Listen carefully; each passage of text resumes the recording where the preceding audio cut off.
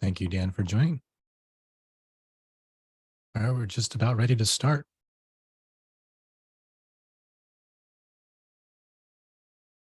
Well, good morning, good afternoon, wherever you may be. Welcome to Tech Talk. My name is Troy Nguyen. I am the market developing manager, product manager, sales manager here at Zyxel North America. And today we want to be able to talk about some of the switches that we kind of have active today, but more importantly, maybe get some feedback and discussion with you all about what you see, in terms of applications or and things that are important to you from the switch perspective. We know that the switch infrastructure is very important, and it kind of facilitates all the networking needs of a lot of different applications, Wi-Fi, voice over IP, and I want this kind of be an interactive. So I'm going to try something new this week. If you do have something you want to say, or maybe a question when I get to that kind of discussion section, get your mics ready, get your earplugs ready, so that you can I can allow for you to talk. Would love to hear from you to any of your questions, concerns, applications as we go through this discussion. For me, it's as a product manager, I love to hear from partners like yourself on what you're doing, what you're using these products for, or maybe you're thinking about things that things that you could be using it for, but maybe the product itself is not there yet, or maybe the speed's not available, or maybe there's a feature that you've been using somewhere else and you would love to see that within the Zyxel platform. And because we develop our products and we develop the hardware and such, the future of those products kind of comes into play, comes into your hands as well. So we love that feedback so that we can make sure that the direction that we go can help to facilitate our customers. And there's, especially with switches, there are always 1,000 different versions, because you have different port densities, you have different power consumptions, different applications with layer 2, layer 3. So it can get really complex. And then the scenario, it's like, it's really, difficult to kind of put it all together, or find maybe a subset of product lines to make sure it fulfills majority of our partners' needs. But keep in mind, though, our main core business has been, SMB. So small, medium-sized businesses, anywhere between, couple users to 500 users or even more. We can facilitate ISP level type equipment on our higher end layer 3 switches. But that's usually a little bit more rare. You don't usually find that every day. And we do have, several partners that we work with that provides that. Wayne did mention management is important. That's why they're using Zyxel. And that's something I'm going to cover as well, is management, why maybe certain technologies, certain features, they're going to still be inherited. So the advantages of what Zyxel offers today in our switch product line is that we create that OS. We created that firmware and feature set that you're currently enjoying today, and that is going to be expected as any iteration of the product in those classes of product to carry on to the new versions or new product lines. And so we want to make sure that that's there always as the superset there. But in addition to that, there may be some things, applications, like I said, even from a monitoring or maybe information or maybe troubleshooting. We've enhanced the troubleshooting capabilities of our switches quite a lot since the early days of these switches. So that tied in with our Nebula Cloud platform that I'm going to talk about as well is very important. And I just want to hear from you feedback, because it's very important to us to make sure that we are on the right path. We don't want to make something that you guys won't buy, right? So we want to make sure that these products can facilitate what you need and what your customers need. Just a quick introduction of who we are. Zyxel Networks, we've been in business for 32 years, 100 million devices making connections worldwide, 700 plus employees serving the 150 different markets. Over 1 million businesses work smarter with Zyxel solutions, including over 250,000 units in our Nebula platform itself. So we're really excited about that. We also serve you, partners, in a channel kind of scenario, where you buy through distribution. You have our channel reps that are part of our company. So Zyxel Networks is split into these 3 regions. And depending on which states you are either being serviced by David, Andy, or Jacob. But we're here to be your advocate, your ally, to help you with product questions, you secure, any kind of application questions, distribution questions, getting your partner discounts loaded or, checked or whatever it is. We have all that. We're here for you. We also are a trusted company delivering to millions of customers around the world with a lot of brands that we we've worked with or we've partnered with, Best Westerns, Subway, KFC, retail, hospitality. A lot of that is in our wheelhouse. We're also an award-winning platform and award-winning brand as well worldwide. And we are trusted by a lot of industry, leading industry groups. We partnered with like McAfee, Norton Webroot, Bitdefender, Wirestorm, just again to provide these solutions to you using their technologies or using their integrations. We've been in ICSA lab certification on our security side for over 20 plus years, and we're just one of the few vendors out there that even have this distinction to be 20 years straight. And we're proud of that. And solutions driven with our clients. Again, you are our clients, your customers are your customers, but we want to make sure that your customers are satisfied in feature sets and functions, again, like we're talking about today. Because we are the R&D, because we do develop these products ourselves, we're able to take your feedback seriously and put that in, consider that within our implementation of our products. So some of you may be using, our Zyxel Nebula for the past 2-3 years now, and you've seen kind of the evolution of that and kind of the features and functions that it's been inherited as it's been developed over time. We've just launched another platform, and usually a new firmware out of our Nebula platform comes out about once a quarter or so. So there'll be updates, new features, maybe new functionality that comes into play. There's probably two big ones that have kind of a brand new or a lot of new features, and the other ones are kind of supplemental kind of upgrades. But we want to build that end-to-end ecosystem, and that's important. And switches is one part of it. We are a complete scenario or a complete portfolio where you can come to us, have your entire network be developed and service to your customers on security side, wireless side, the switching side that we're going to talk about, gateway solutions with hotspot, and managing it in your standalone. Maybe you need SNMP management, but of course our award-winning Nebula platform is where we think the future is when all of our cloud manageable products across the line.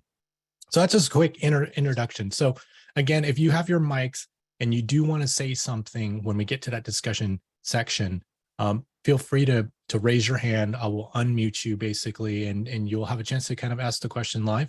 Everybody else will hear you as well, and then we will have a discussion about it and move on to any other questions that we have as well. You can always use the Q&A section if you don't want to speak. Use the Q&A to send me questions that you have as we go through this kind of slide deck. More of a kind of a discussion kind of teaser, or maybe just things that we could talk about as we go through. So it just gives us some points to think about and maybe have questions about. So just quickly, from a naming convention, so we're all on the same page. Our naming convention on how we model our switches is very similar to what you find in the market today from any of the other competitors as well. ES switches just means Ethernet switch, which is 100 meg. GS is gigabit switch, which is 1 gig ports. MG is like a multi-gig switch. So that's what we're going to have develop. You'll see more of those models. We already have an XS switch, which is X for the Roman numeral 10. So that supports all 10 gig, usually all copper ports or all fiber ports, or mix and match of those, or even multi-gig, but typically it's kind of multi-gig, 10 gig kind of focused. XGS is kind of an interesting one because it is kind of, it has 10 gig uplinks, but all of its traditional like 24 and 48 ports, those are all gigabit. So those are the XGS series. And we're coming out with what we call the XMG series as well. You'll see some of that start popping in. That's part of my roadmap that we're going to talk about and discuss today. This is where all ports support some sort of multi-gig. So 10 multi-gig, switch. That's kind of the XMG series. If it ends in HP, then it's usually a PoE or a PoE plus switch. If it's EP, then it's usually like not an echo power, but it's like echo as in ECO, not the voice echo, but like economy or economic mode. Usually it's a lower power budget, so it's more cost effective. But for certain applications like maybe voice, you don't need so much, such a big power budget to do that. So that's there. And then we're actually going to be releasing what we call an FP series. So you'll see an FP, which stands for basically like, I don't know what I can't come up with what, I don't know what FP would be. Let's see, fast. No, it's not fast power.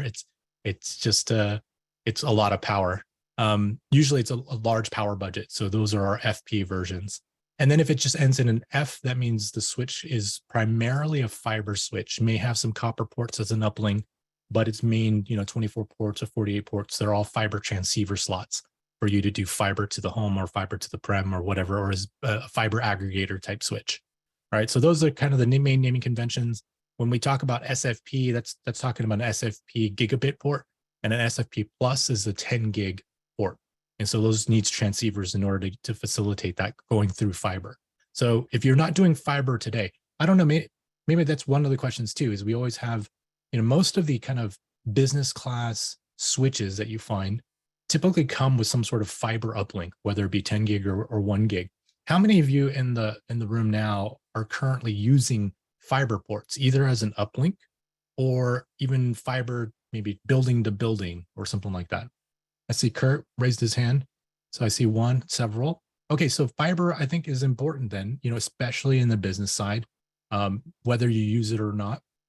It maybe you might be using I guess another question that I have here too is I've always been curious because we sometimes sell a lot when we sell, switches that can support 10 gig. How many of you actually use the SFP plus, like a 10 gig as an uplink, using our transceivers or using our direct attach cables? So we have direct attach cables that literally have fiber in between, just like what you see kind of the connector, but then it also has a built-in transceiver of 10 gig on it. So you don't have to do any crimping. You don't have to make those fiber cables. You could just plug them into the two switches fiber slot, 3 feet or 9 feet, 1 meter, and I think 3 meters type scenarios. And those just plug in there. All right. So Dan says yes. Dan's using 2 fiber ports, rarely more. Okay. So typically in the business class, we have 2 to 4. Okay. Copper SFPs are used as well. So changing the SFPs into copper. Okay. Okay. Kurt's never sold a 10 gig. Okay. So that's something that we want to think about too, because the trend definitely is moving from like a multi-gig kind of scenario. You're going to start to see with Wi-Fi 6, Wi-Fi 6E, and those applications, those are going to go to, 2.5 and 5. So your backhaul 1 gig is not going to be enough. So you're going to start to see maybe more adoption of that as you build out those kinds of networks. But even then, I still see, Wi-Fi 6 and Wi-Fi 6E in the mainstream business side. It's not going to be as accepted, I guess, or as quickly accepted as, moving from N to like AC, right? It was kind of a big jump to go there. AX, you're still waiting for devices to support a lot of that, but then especially 6E, like 6E is still waiting for the majority of products to kind of take advantage of that spectrum. But that will increase bandwidth. That's going to increase, utilization. Let's see, Rowan is using an XS3800 as a core switch with a bunch of SFP plus transceivers and DACs for very small DC equipment. Okay, that's actually pretty interesting. I'd love to talk to you more, Rowan, just to see your applications. And because you're using these high-end switches and we have a lot of SFP type deployment applications with our customers who are providing an ISP service, I'd love to hear more from you, an email or discussion, maybe through the sales contact, how you're using that, because those are pretty big core switches, and we'd love to see how that works and maybe the future of those kinds of switches as well. And that's part of this discussion as well. Robert asked, do we have 25 gig options? That's part of our discussion that we'll have today. Just upgraded my main client to Ubiquity because couldn't find 25 gig stuff. I understand. So that's part of this discussion on what's the importance and what uplink size is probably, needed or required. Because there's product out there you can have, higher end uplinks, and that's something that we're definitely looking at. Let's see. Paul says they like it when one doesn't have to choose between the SFP or SFP plus or some copper or some of the copper ports. Understood. So as long as there's options, the thing is with what we call combo ports in our switches, they're built that way. So you just have the flexibility between that, that dedicated port, a single port that has either an Ethernet or a transceiver side. So I understand people want to use both ports and try to maximize it, but that's the way that it's wired, just to give you that option. Otherwise, you would either use just the pure fiber side or you'd use pure Ethernet side, right, of that switch. But it just gives you flexibility. It gives you some additional ports for that. All right, that's good. Good discussions there. Thank you so much. So PoE, I think, is obviously the huge application use, and it continues to grow in terms of power utilizations, power requirements. So We are currently in that 30-watt platform. We've been there for several years now, with the 802.3 AT, probably 5-6 years now, I think, where there's kind of a mainstream. Most devices are using, that 30-watt classification. But we have products now that include the 60-watt power. So it can deliver almost 51 watts of power to the device. So that's called 802.3 BT or PoE++ or Ultra PoE in some cases. I guess that's another question I have for you. How many of you are using PoE++, like in terms of actually using that much power for the application? So you could use Wi-Fi 6 is our access points, use Wi-Fi 6, use the highest end models when you turn on all the radios, facilitate the, kind of over 30 watts. It's not actually that much over. It's about 33 watts in terms of its consumption, but you can see the 30-watt output PoE only can produce kind of usable 25.5 watts of power to use. So it looks like right now, nobody is currently raising their hand to say that, hey, I'm using 60 watt, but we're going to see that happen if you're going to be upgrading to Wi-Fi 6, Wi-Fi 6E, Wi-Fi 7, again, because these radios are going to be high power, kind of beefy, multiple capable bands, right? So you're going to have like 2 or 3 different radios in a single access point. So that's going to be the trend that we're going to look at and kind of need to facilitate and be ready for, at least understand what's going on. Let's see, we have a couple more questions. Paul asks, is a combo port a lot cheaper to implement than having both a copper and SFP port? A lot of it is because the chipset itself may only have, let's say, 28 ports that it can build, right? So we're kind of cheating. We're basically wiring kind of a 2-for-1. So we're taking 2 ports, 1 SFP and 1 copper, and putting it into a single, slot on the chipset. Basically, that's what it is, so that you can have the flexibility to choose one or the other, so that you can have an additional copper port if you need more copper, or you can have an additional fiber port if you need more fiber, right? So that's kind of the reasoning why there are copper ports that are combo ports like that. Dan says the only discussion on high power is hospitality, where you need to power a small switch for IP phones and possible set-top box. That could be, again, that's a good application as well. We do see that in the hospitality. We have some partners that are delivering these set-top boxes, but we're seeing a bigger integration with some of our partners, where a lot of, instead of the set-top box being required, which is, another piece of equipment or added cost, they're just working with the screen manufacturers themselves. So a lot of these applications that you can already run the software on is built into a screen. So then that way there's no need for an extra set-top box to deliver this kind of IPTV content, or even the widget display when you go to a hotel and it has a custom view or custom display. So that's something that we see from different partners as well that's being implemented. But yeah, I can see as you're trying to power more things, or even if you're trying to pass through power, maybe your device, or maybe devices in the future where they have an access point, the excess power, like some of our high-end APs, they will use Ultra PoE, and then the excess power could be delivered, kind of through it and passed through to an additional device, like an IP phone or set-top box or something else within the room. But that's coming out as well. That's more for like an in-room access point type application. Let's see. Wayne also says, we're using the GS1920 family of switches now. Complex. We need training.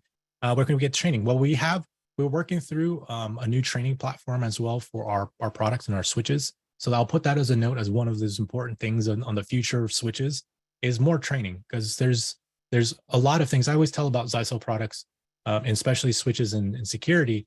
The products themselves can be as simple or as complex as you need it to be, because it has that capabilities that's available within the chipset.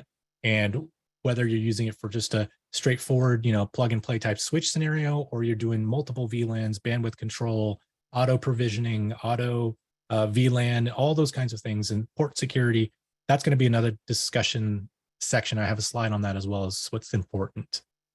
Advanced training would be great. Would travel for training. That's okay. So that's always been a debate and question. Sometimes, we always feel like we're covering the entire United States.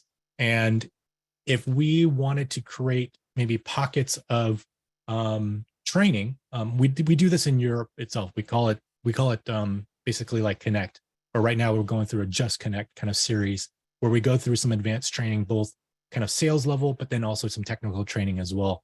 And we even do where we train, engineers, et cetera, for these as well.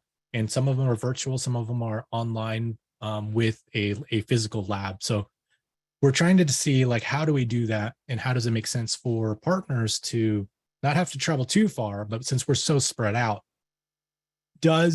is travel, I guess, let me say, would you go if you had to travel to a close by city, let's say between, less than an hour, 2 hours away, would you drive to a city to do, Zyxel meetup and training and that kind of activity? I just want to kind of see a general raise of hands if you would want to do that. Okay, so I knew Rowan had asked that question, so I would think Dan. So a lot of you definitely want to do that. So you guys are hungry for training. So we also, what we do is we do even virtual trainings and webinars as well. So there's some things that have to be kind of more hands-on to give you the feel of it, or maybe to troubleshoot things where we kind of break a scenario. That's what we do with our engineers and in our headquarters, but we can kind of replicate that in some way, or maybe even just make it virtual some way. I will talk to my systems engineer to see how we can do some more advanced training on that. I know we do webinar topics, but if there are specific applications, so send me an email. I have my email at the end, but if you want to send something now because it's fresh in your mind, tri@zyxel.com.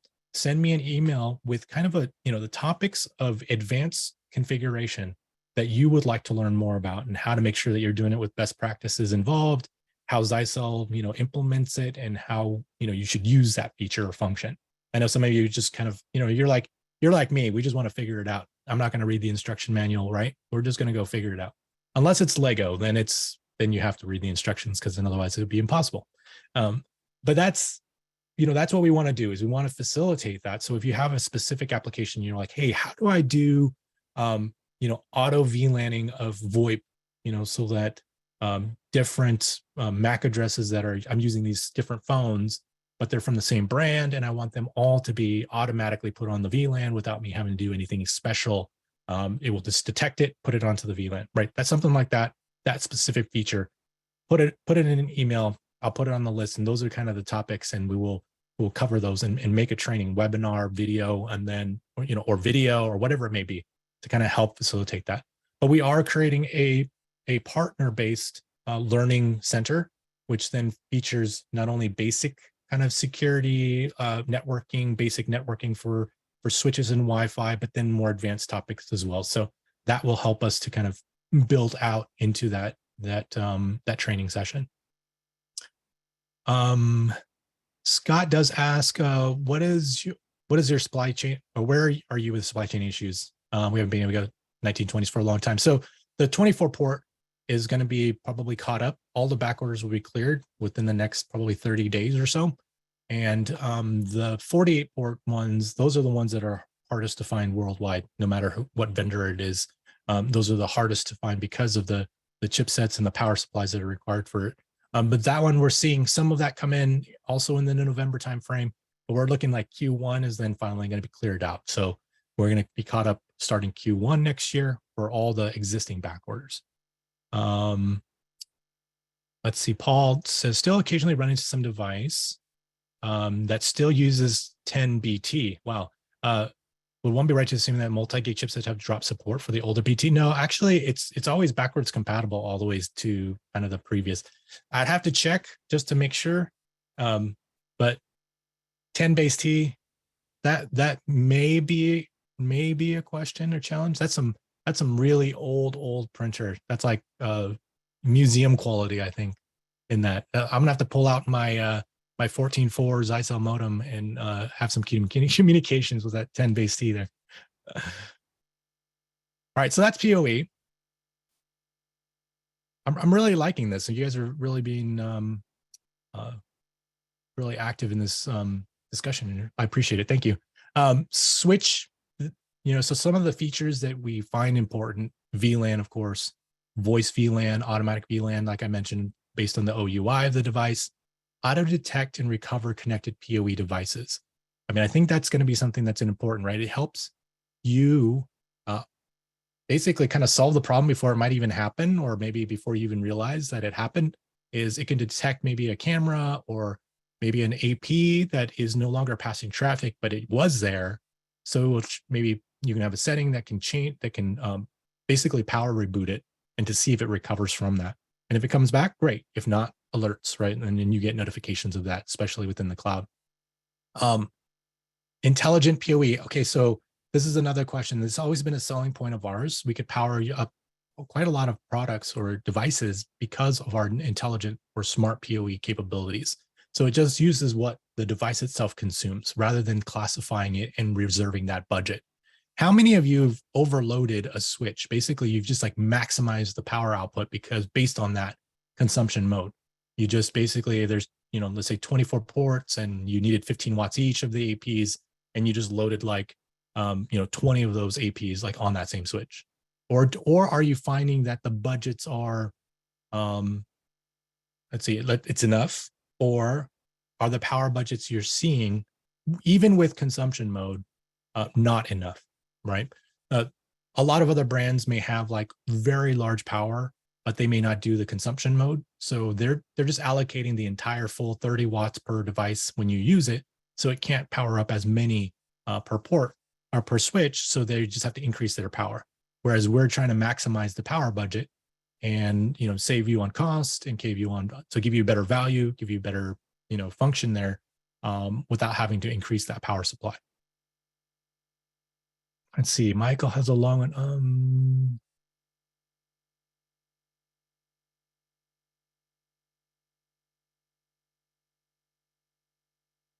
So Michael basically says with Apple platforms, there's, full range of it, including 10 gig interfaces. Yeah. So now it presents a problem because the largest switches support 10 gig, but the small ones don't. So that we have that solution. We have products that are coming out, especially the business side class, that are going to be, the fives.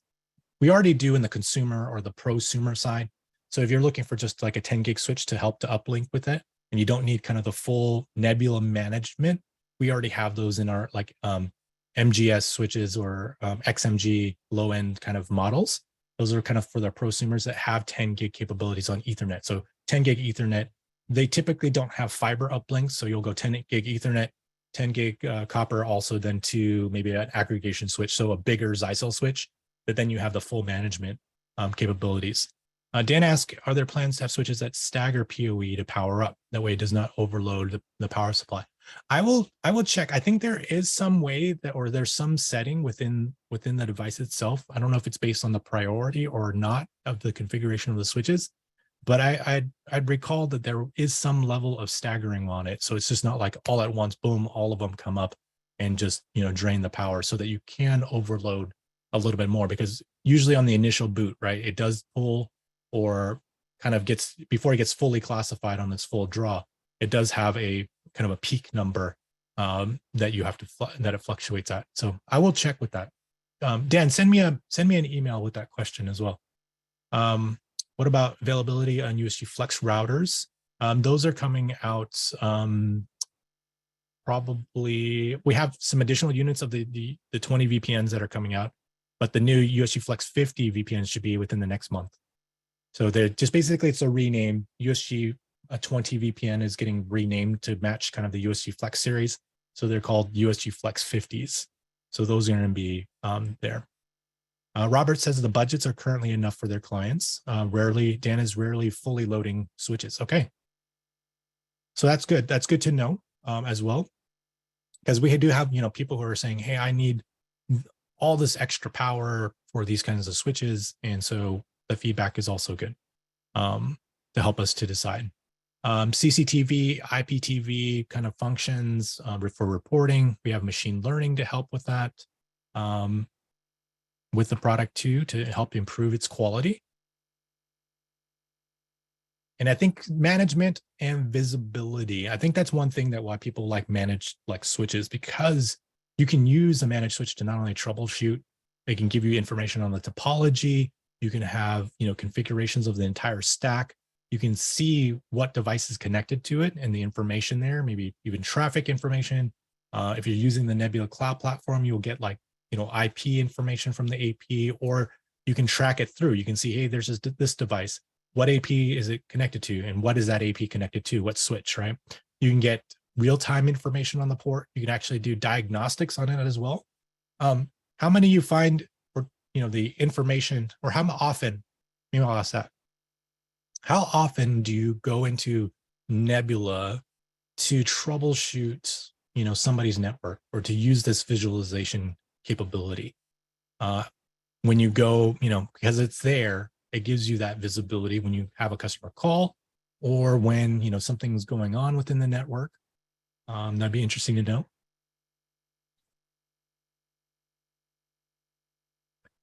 Wayne does ask, how does Zyxel stack up against Sophos or security? Actually, it's very much on par on the low end. So if you have anywhere between 10 users to 500 users, that's our sweet spot within the firewall. And as well as when you have the full UTM, which model to use is dependent upon what your WAN interface is, because of all that UTM processing. David checks some sort of network at least twice a week. Okay. So definitely it's going to be a used product. Kurt loves Nebula, saves drive time. That's what I think is very valuable for MSPs, integrators, anybody who's deploying any network. And I think the beauty of Nebula too is that long gone are the days where you had to set up a modem, that you dialed up to, so that you can CLI backdoor to some console cable to the switch or gateway, right? Or even to a PoE, or even to a power strip that was network enabled. I mean, how many of you have used one of those where you would telnet, or you would dial up into a power strip so that you could power cycle a remote device? Like, I remember doing that. And that's long gone in some ways, right? As long as there's still internet connectivity. Of course, if there's no internet connectivity, then you're kind of have no access to it at all. But as long as there's internet connectivity, you can actually log onto a switch through the Nebula platform and then do a power cycle on just a particular port. Wayne says they've used Nebula to change SSID passwords for clients. Yes, that's definitely an application there. Setup time is so quick. That's good to hear as well. And I think that's part of the improvement too. So some of the feedback that you might have is, how could we further improve that process, right? Getting switches on board, maybe with a certain type of application, or maybe you're like, what? There's always this exact application or this kind of setup I do all the time. And maybe other partners are doing the same thing as you are, 100 times over. Maybe that means we should create some sort of maybe application widget or wizard that just says, hey, I'm doing this application, click this button. We put in or send through configurations that optimizes it in that kind of scenario. Then you just have to go back through and go, hey, let's see what are all the configurations that were changed, or these were the things that we set, so that you can know, hey, I should go in and maybe change maybe the VLAN number, or the bandwidth prioritization, whatever it is, or the prioritization order. So those are kinds of things that you might find interesting, and something that we can enhance within our Nebula platform to facilitate for that. I switched to Watt. I've never heard of Watt boxes. I've never been in that remote powering power cycle business, after all these years. Dan uses IP power strips, usually when the units crash. Yeah, that makes sense.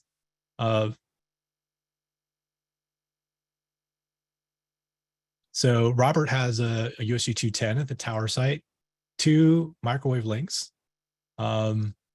So they connect together, the building together, and then they can power cycle without going to the power site. Having something with the Zyxel, such as a Watt box, would be slick for the WISPs. That's kind of outside of our scope in a sense. We don't have something that is. It would kind of be interesting to have a Nebula controlled or Nebula, power strip. But again, it still requires internet connectivity. And I think if you upgrade it to, there's no power strip that can be, Zyxel network, but that's kind of an interesting thought. So I'll definitely see what maybe our headquarters thinks about there too. Wayne asks, how are these for high security offices like stockbrokers, investments, bankers, medical office extensions? So these are actually, they're on par with that. So it's very similar to like a Sonic Wall Fortinet in terms of its UTM capability. So a lot of our partners will use this to get HIPAA compliancy from the networking perspective, also PCI compliancy. We have investment firms that have used this, like what is it? Edward and James. Retail offices have used this from some of our partners that have deployed and use that. We do a lot in the hospitality, or sorry, in the healthcare side of the field, and also like lawyers, doctors' offices, and such. So again, that piece, we have to make sure though that you're turning on all these services, especially the IDP, the intrusion detection, the malware protection. That's kind of what facilitates the block against uh, uh, uh, the malware injections and things like that. So that's what you need to have enabled to facilitate that. But on the switch side, there are also some security things that we might want to consider as well. So, I mean, kind of interesting that you had talked about security, but our platform allows for you to do port security, 802.1x authentication. I'm not aware of some additional ones, but what we have also included is even support for like two-factor authentication that's coming as well. Or within the Nebula platform, you can do two-factor. Cloud backup restore switches in the configuration. If you wanted cloud backup within the Nebula platform, that helps to secure the configuration. And also for break fix, like people don't think, well, if I just need to swap out that switch because something happened physically, you can literally put it into that, register it to the Nebula as that identity, and it will inherit those features and functions that you had configured for that. So it really helps with the uptime or the replacement time of a piece of hardware. Auto network protection like loop guard, DHCP guard. I think that's also very important that people don't think about, especially in a public kind of network, is if there's access points or switches that have Ethernet ports that are open, somebody literally could plug in a DHCP router that they brought from home, or accidentally have some sort of device that has DHCP, plug it in and cause havoc on your network. So we want to make sure that you could block it so that only DHCP coming from a specific port that's approved by you can actually get access. So that's some, again, features. So if there are other features that we currently, other than what we currently have, that you could think about, there'd be a way to protect, something, this application, whatever it is, definitely let me know. Network reliance, we have the link ag. How many of you, let's see, how many of you, if my show of hands, use the link aggregation? So basically you're lagging multiple, ports into another multiple ports of switches to get increased bandwidth on that pipe. So Rowan, Wayne, Paul, all right. So definitely a lot of you. And how many of those ports? Like typically we find people use like 2, 4, I think it can support in some switches like 8 ports of lag, even on the 10 gig side. So how many do you use? Ryan says, do you expect availability of products to improve in the near future? Yes, Ryan. I think I covered that a little bit earlier if you weren't here, but it was around November timeframe for switches is a lot of it will clear out. And then Q1, the majority of the 48 ports will be. But we have a lot of different products that are already available. Now, security side, there's some models that are available and some that are not. So we just have to figure out which model works best for you there. Are there plans for mainstream two-factor authentication, Duo, Microsoft? So right now we're just supporting the Google, I think it's Google. So Google Authenticator is the two-factor that we use. If you have suggestions and maybe reasons why to use some of these other ones, send me a message and we will take a look. We can always consider it as well if it's mainstream offering, and maybe our headquarters is already having plans to that.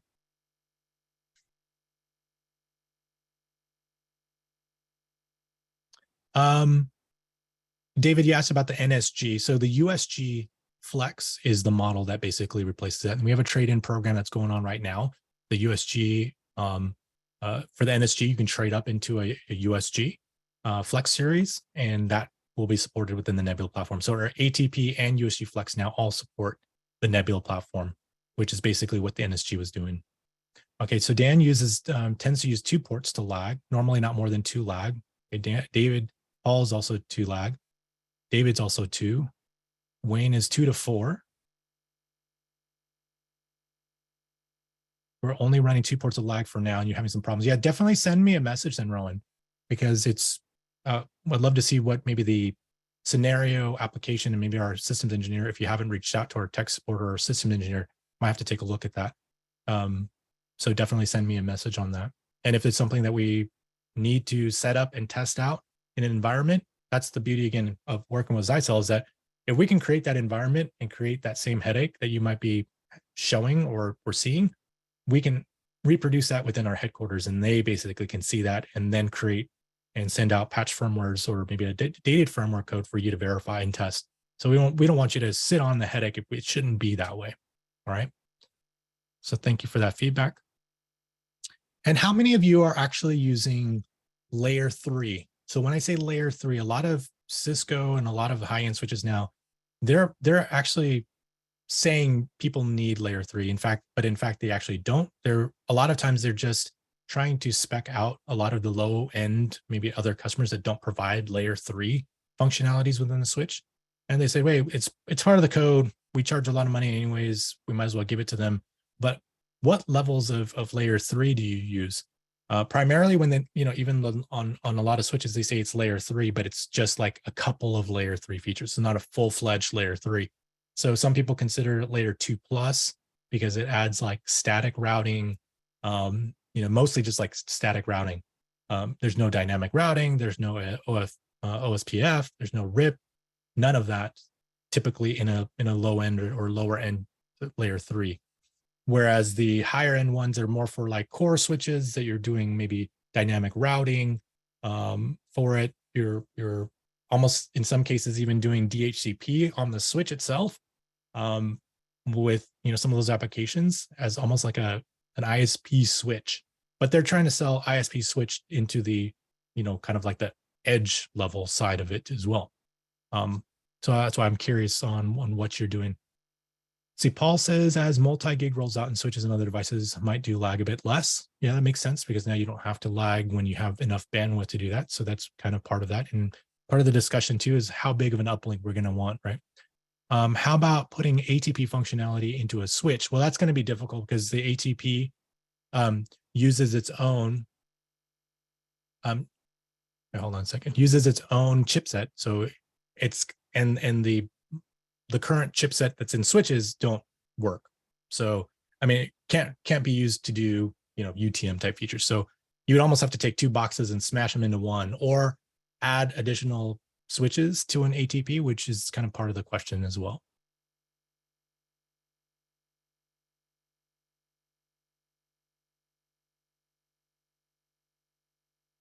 Let's see.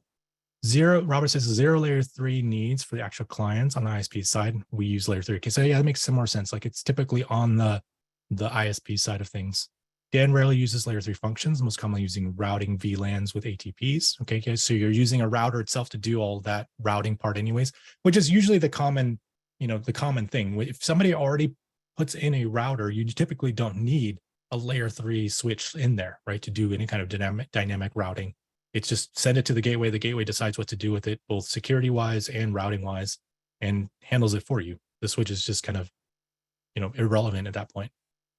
All right, so that's good to know because that's part of the kind of the future of what we're developing as well. Deployment, automating that kind of deployment with Nebula, being able to do templates that can synchronize as well. So how many of you in Nebula have used or maybe know about kind of that cookie cutter capability in the Pro, where you can create a template site and literally cookie cutter and copy it to another site. So you can develop multiple templates, let's say for a doctor's office and has a gateway, a switch, and an access point. You put that in, you've pre-configured it as, this is my solid implementation. And for every doctor's office, I'm going to start with this. Then you take that, you copy it. When you sell it to a customer, you cookie cutter it to another one and it goes. So I think, Kurt says, yeah, know about it, but never used it yet. Okay, so that's something that as some people may not know about, but some people do, and it's great to know it's there. So if you do expand and have maybe mass deployments, then it would go make it a lot easier for you to deploy. So I think that's something that's important too, right? Show of hands, easy to mass deploy. Like, is that something, or are you still dealing with like a single, more just like one-on-one, one install at a time type scenario? Okay, so Kurt, all right, so you guys, some of you do definitely see that mass deployment as available. And of course, I'm not saying we're going to take away any of these features. I just want to get that feedback that, yeah, this is important. Sometimes though, we have partners who say, well, everything's important. So it's kind of like, well, if everything's important, then what's really important, right? So it's good to get, again, that feedback. So some of our products that we just released, like our GS 1915, this is kind of a because we knew Nebula was going to be important and visibility and management was important from that mass scale to configure it, to mass deploy, and to be able to manage and get that visibility. Where our 1900 series, which is our web managed, but it wasn't Nebula capable, you could log into the GUI and you can configure it. The 1915 series is basically that step up. It has the engine, has the certificates, and has the software, that an agent that allows for it to talk to Nebula. So now you can get kind of that at similar price point as a 1900. You have kind of a lower power budget than your like 1920 series, et cetera, but you can get that Nebula visibility. So now you can go in, and I think that's very important trend for customers is like, if you're going to do a set it and forget it business model, then unmanaged, just sell them an unmanaged switch that's your lowest price, done and done. It's just, just plug in some ports. But if you're doing any kind of, VLAN, or you need to bandwidth control or have visibility to troubleshoot, then you have to move to something that's manageable, whether, again, if it's 1900s, but 1915 gives you that Nebula visibility and mass deployment capabilities within that. So we have two models now. We originally launched our 1915-8 EP, which has a 60-watt PoE. So it's like an 8-port switch with eco power, but capable up to 60 watts and using the PoE Plus technology, and a 24-port EP. So it provides up to 130 watts of PoE. So again, these are for smaller implementations that you have a mix and match of both PoE and maybe non-PoE ports that you're deploying within that. We've also launched a new fiber model in our XS 1930 series. How many of you, are you delivering, or are you an ISP that delivers maybe even fiber to the prem or fiber in an MDU? So you're bringing maybe a connection that's going to the building, and you're running fiber in the hotel or fiber in the apartment complex or fiber in the building. Or are you maybe doing more Ethernet based? So you're still going to bring in maybe fiber to the building, but then it's all copper Ethernet, running. I think a lot of our partners, it's that always that balance. Like fiber is cool, but it's harder to manage or harder to pull, or you need the technician needs to be more skilled to terminate these fiber connectors rather than just an Ethernet connector.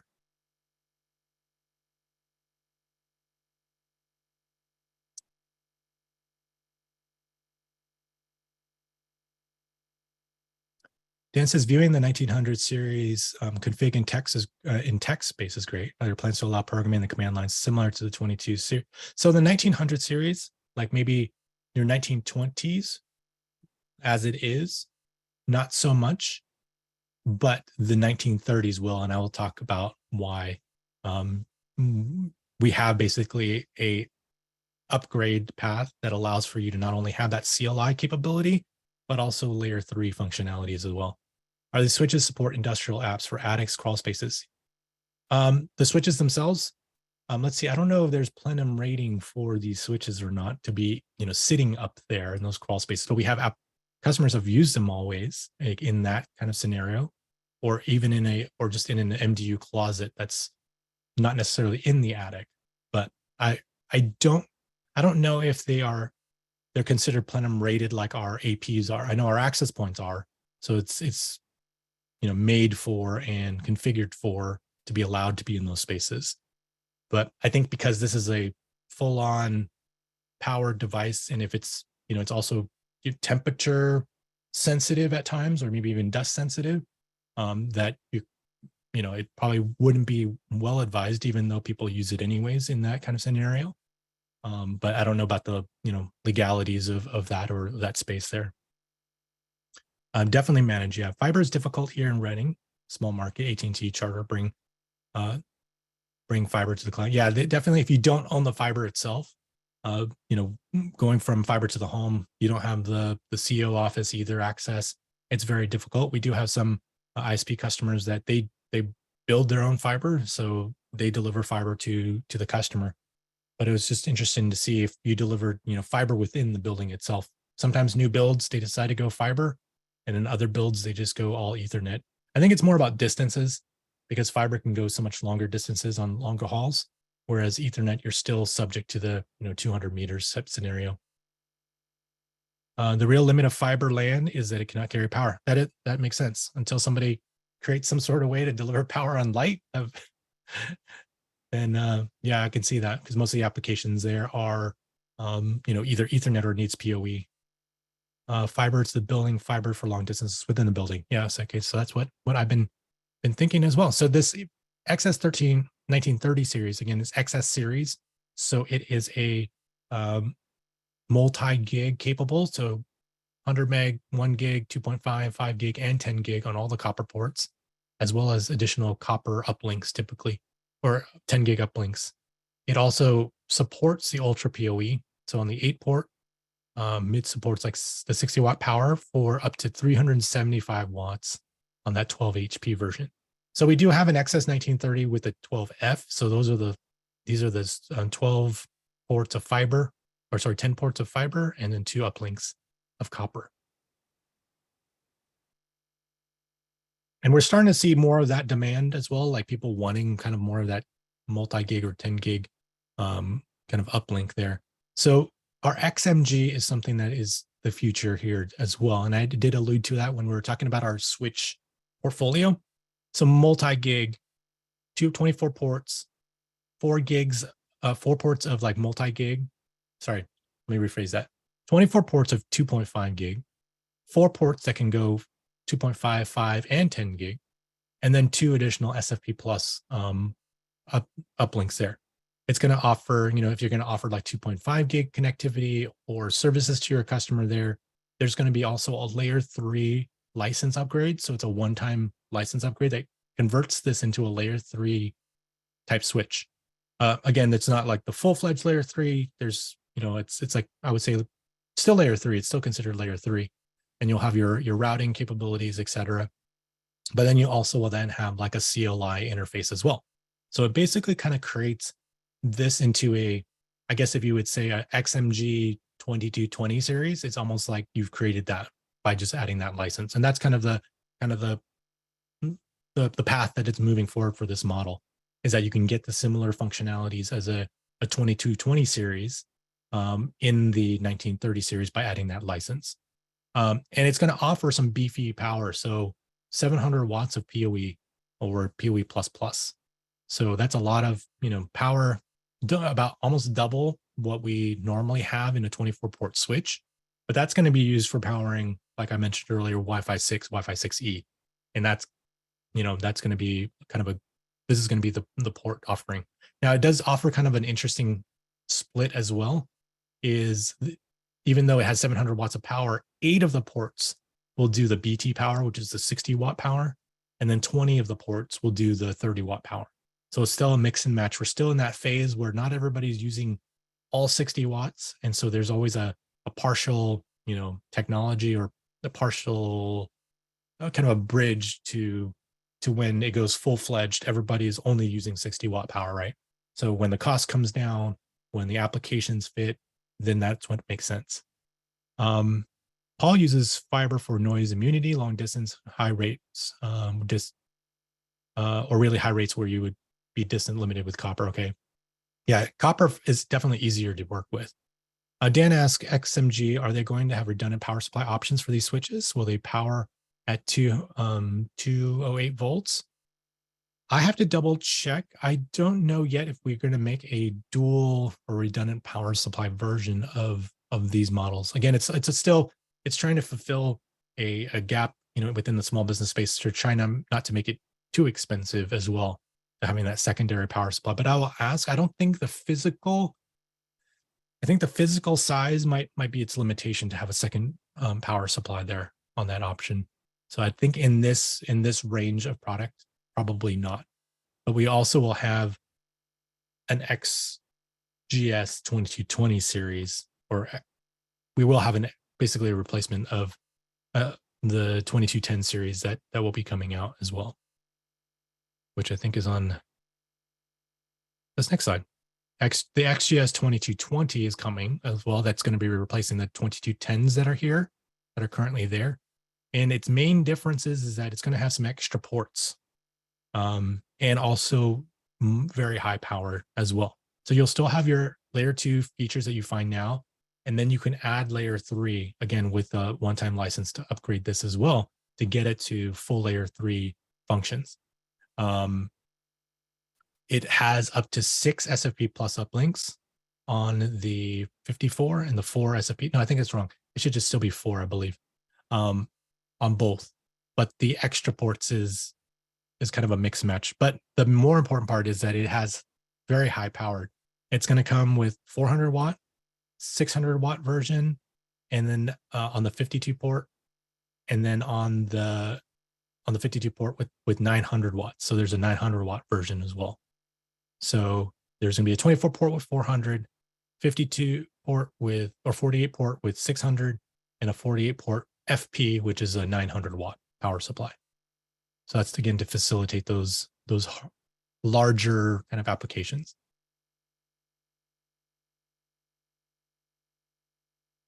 I understand the switch and patch panel is the same port layout. I think we talked about that at an ASCII show, right, Paul? Yeah, I definitely was feeding that back. But it's like, it's a mix and match. There's like half of the people will do it one way and half of the other people do another way. So it's interesting. So here's maybe the discussion. I don't know if we had a lot of discussion during this, and I didn't let you guys talk like in the process, but maybe if we have a couple minutes, if you guys want to stay, what's next? What size uplinks are we talking about?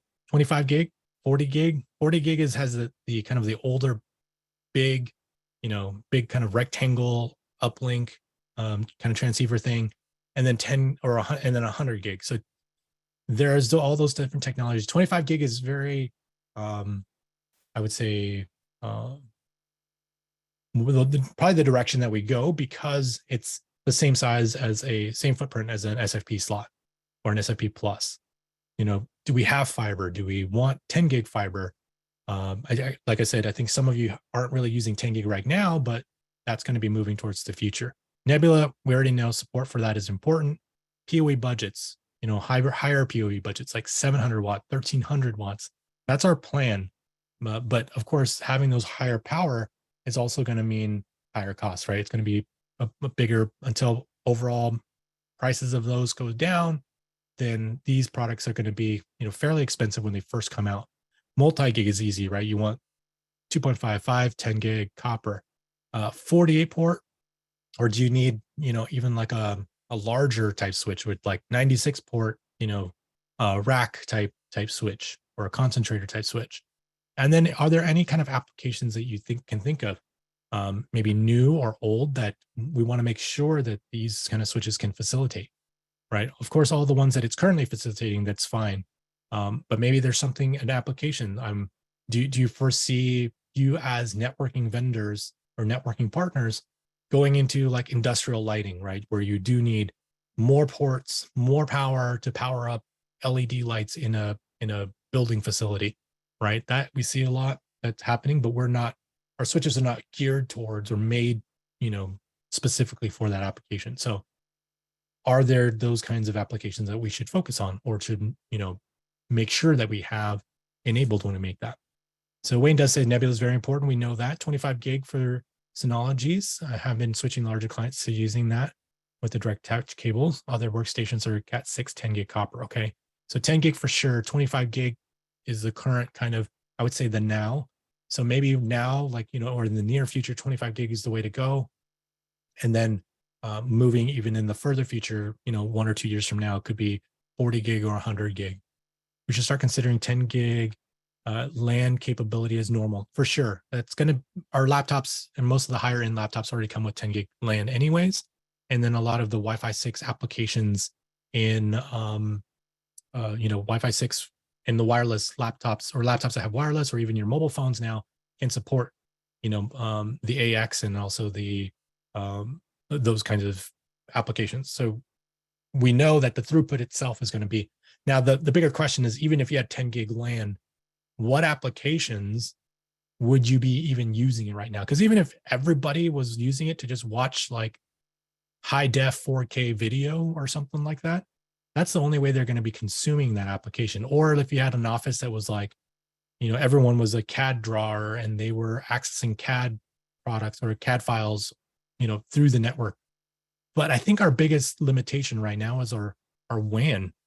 So even though the cloud may facilitate lots of traffic, our WAN connections right now are kind of stuck at 1 gig until ISPs start delivering, like we're starting to see some of the cable modem services offering like 1.5 or maybe even 2 gig, or when ISPs decide to use like a Zyxel fiber switch to deliver 10 gig and maybe throttle it down to 2.55 gig.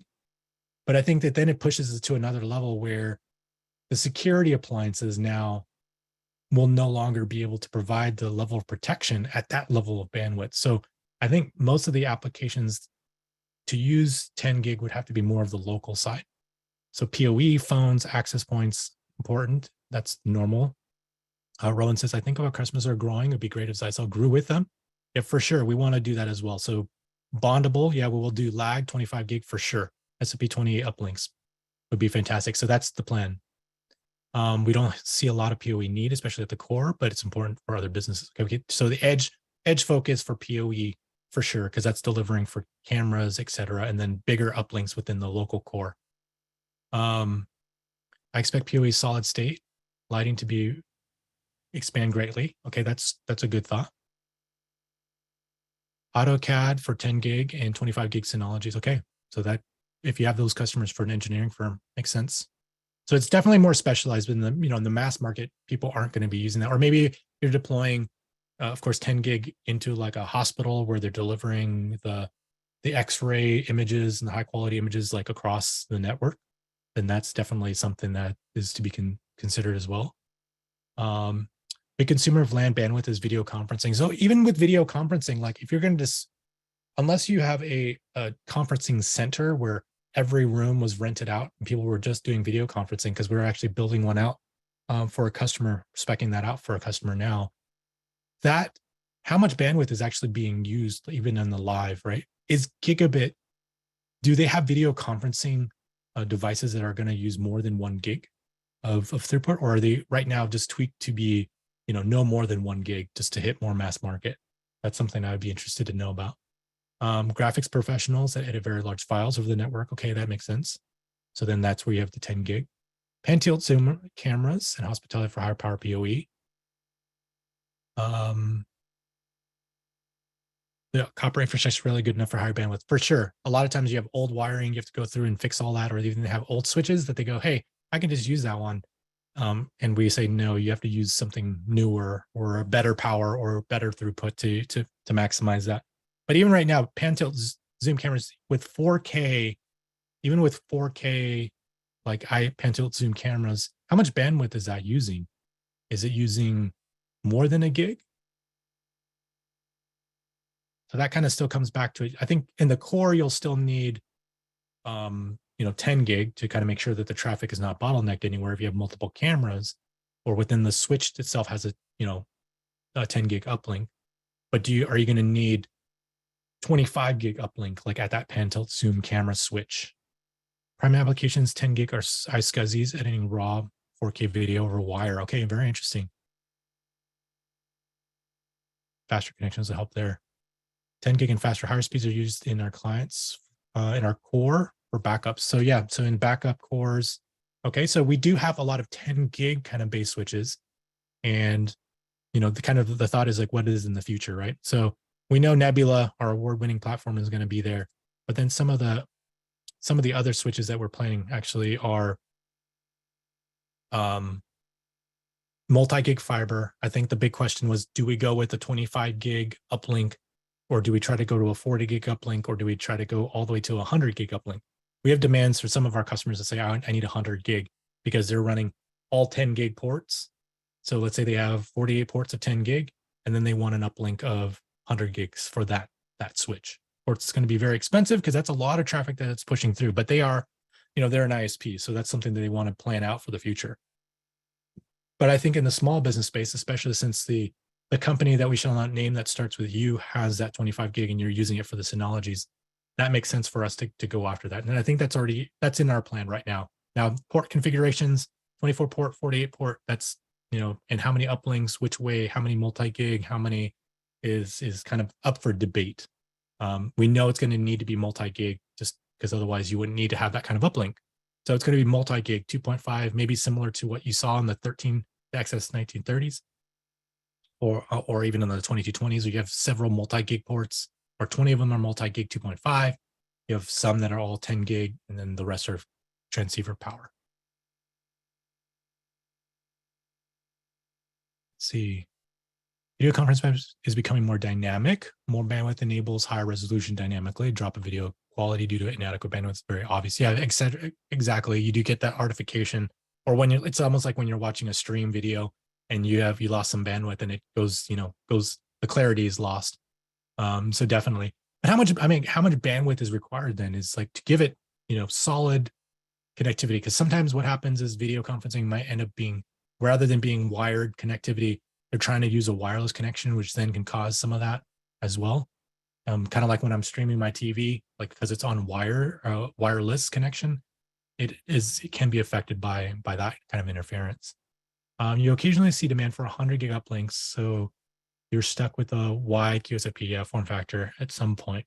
So might as well keep QSFP Plus as an option too.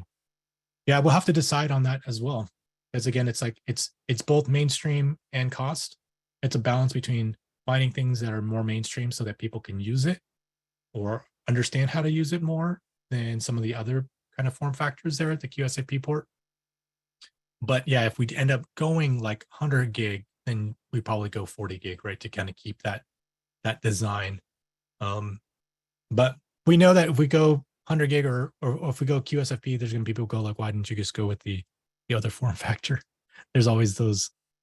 That's the current kind of debate. All right, so if you're not a partner with us, we want you to become a partner. It's free to join. You can buy through distribution at any one of those: D&H, Ingram Micro, Cynix, Wave, Target, Pace International, and you get your discounts through the distribution side. So if you're not a current partner, please make sure you sign up. Contact us, one of our sales rep. We'd love to do that. So also, if you want to connect with us, we're on LinkedIn, Zyxel-US-channel, or you can find me, Try at Zyxel at LinkedIn as well. Or you can go to our Zyxel America channel on YouTube to find out videos like this one and recordings of this one posted, so you can check it out later if you'd like.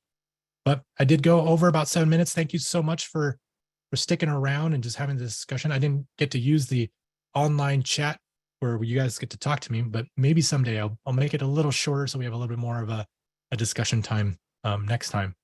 But until then, thank you very much. If you want to send me an email, if you have questions that I didn't get to answer or you're thinking about it right now, send me an email, try@zyxel.com. So until next time, we'll talk to you again soon. Thank you for joining me at Tech Talk. Have a good rest of your day.